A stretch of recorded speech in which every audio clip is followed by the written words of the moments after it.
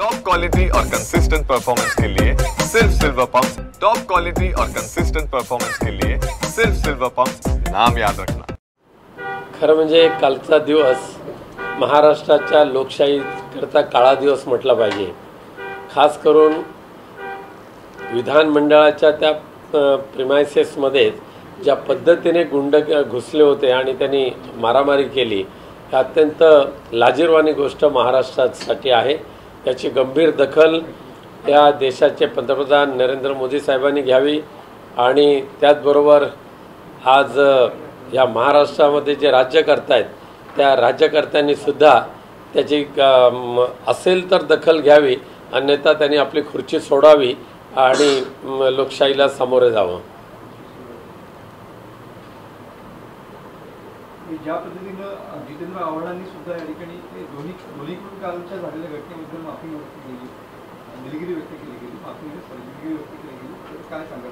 खरं म्हणजे अशा एवढ्या मोठ्या प्रकारानंतर दिलगिरी व्यक्त करणं म्हणजे लोकशाहीची ती क्रूर थट्टाच आहे।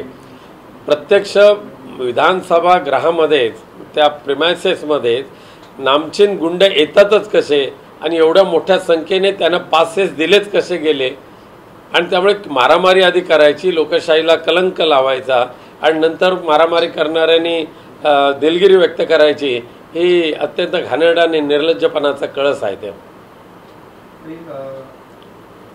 उद्धव ठाकरे यांचा कोकण दौरा होण्याच्या मार्गावरती आहे। शिवबंधन संकल्प यात्रा असं नावाने हा दौरा होणार आहे। शिवबंधन संकल्प यात्रा ही माजी आमदार आणि शिवसेनेचे उपनेते माननीय बाळ माने यांची संकल्पना आहे आणि त्यांनी पूर्ण कोकणामध्ये तो उपक्रम राबवण्याचं ठरवलेलं आहे आणि पक्षप्रमुखांनी त्यांना मान्यता दिलेली आहे। पण प्रत्यक्षात उद्धवजींचा दौरा एवढ्या लवकर या ठिकाणी नाही आहे। ऑगस्टमध्ये होऊ शकतो का? अद्यापही त्याबाबत नक्की नाही झालेलं आहे। विरोधी पक्ष नेत्यावरनं सध्या काँग्रेसने या ठिकाणी दावा केलेला पाहायला मिळतो आहे। या संदर्भात थेट उद्धव ठाकरेंना सुद्धा सांगण्यात आले की हे पद काँग्रेससाठी सोडावं यावेळेला। कुठल्या आधारावर काँग्रेसने विरोधी पक्ष नेतेपद मागितलं ते मला कळत नाही आहे। आज महाराष्ट्राच्या विधानसभेमध्ये विरोधी पक्षाचे जे आमदार आहेत त्यामध्ये शिवसेना उद्धव बाळासाहेब ठाकरे पक्षाचे सर्वात जास्त आमदार आहेत। म्हणजे ज्या पक्षाचे जास्त आमदार त्यांना तो अधिकार प्राप्त होतो।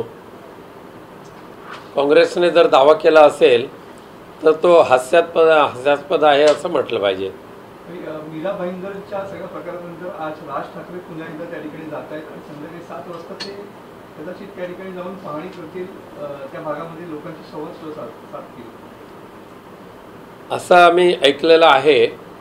पण दुर्दैवाने मागच्या काही दिवसामध्ये महाराष्ट्राच्या काही भागामध्ये, मुंबई आणि मुंबईच्या आजूबाजूच्या भागामध्ये किंवा दिल्लीवरून परप्रांतीय लोकांना हुसकावून लावायचं, मराठीच्या विरुद्ध बोलायला लावायचं आणि परप्रांतीय आणि मराठी यांच्यामध्ये भांडणं लावायची, हा एक नीच प्रकार भारतीय जनता पक्षाच्या माध्यमातून होतोय अशी शंका बऱ्याच ठिकाणी येते।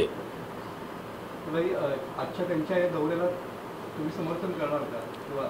नाही, त्यांच्या पक्षाचा तो दौरा आहे आणि त्यामुळे समर्थन किंवा विरोधाचा काही विषयच नाही आहे। मुख्यमंत्री आणि उद्धव ठाकरे यांची आठवड्याभरामध्ये दुसऱ्यांदा काल भेट झालेली पाहायला मिळाली आणि मराठीची सक्ती या संदर्भातलं पुस्तक उद्धव ठाकरेंनी थेट मुख्यमंत्र्यांना भेट म्हणून दिल्याचं पाहायला मिळालं। ते आवश्यकच होतं, कारण महाराष्ट्रामध्ये हिंदी ही भाषा सक्तीने जे शिकवण्याचा जो प्रयत्न होत होता, अख्ख्या देशामध्ये कुठे नाही पण तो महाराष्ट्रामध्ये प्रयोग केला जात होता, त्याबाबत योग्य ते मार्गदर्शन मुख्यमंत्री महोदयांना व्हावं यासाठी माननीय पक्षप्रमुख उद्धवजींनी त्यांना जे पुस्तक दिलेलं आहे त्याचं वाचन मुख्यमंत्री महोदयांनी केलं तर योग्य होईल। या दोन समीकरणांनी कसं बघतात? दुसऱ्यांदा भेट होते थेट मुख्यमंत्री, विधानसभेचं सत्र चालू आहे, विधान भवनामध्ये सगळे लोकप्रतिनिधी मंत्रिमंडळ असतं, त्यावेळेला भेटीगाठी झाले तर त्यामध्ये काय आश्चर्य वाटून घेण्यासारखं नसतं। इकडे यावं म्हणून मुख्यमंत्र्यांनी सुद्धा ऑफर दिलेली होती थेट विधिमंडळाच्या सभागृहाला संबोधित करताना। नाही, तर एक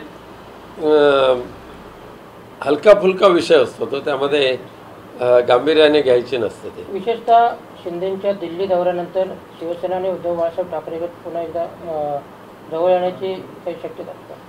शिंदेंच्या गटाचं अस्तित्व आता इनमीन 4 ते 5 महिने राहील जास्तीत जास्त, अगदी पुढच्या फेब्रुवारीपर्यंत. त्यानंतर मुख्यमंत्री देवेंद्र फडणवीस यांनी शिंदेंचे आमदार जे माकडचाळे करतात त्याच्यावर आता खूप गांभीर्याने घेतलेलं आहे. चड्डी बनियान गँगच त्यांची जी तयार झालेली आहे, त्यांचे काय उपद्व्याप चाललेले आहेत महाराष्ट्रामध्ये ते तुम्हाला दिसून येत आहेत. आणि खरं म्हणजे भारतीय जनता पक्षाला ते लांछनास्पद गोष्ट झालेली आहे आणि त्या अनुषंगाने ही ब्याद आता आपल्याकडे नको अशा मानसिकतेमध्ये देवेंद्र फडणवीस साहेब आहेत असं मला वाटतं. दोन्ही बंधूंचं एकत्र येणं जे आहे त्या एका सभेपुरता मर्यादित राहिला की पुढे काही होईल?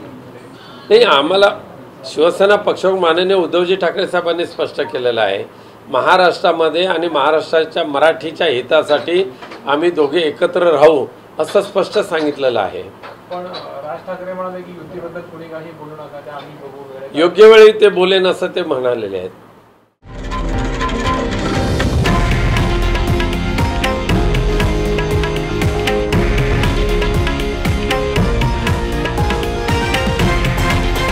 हे आहे देशातील नंबर 1 न्यूज नेटवर्क आणि आपण पाहत आहात TV9 मराठी, एकमेव.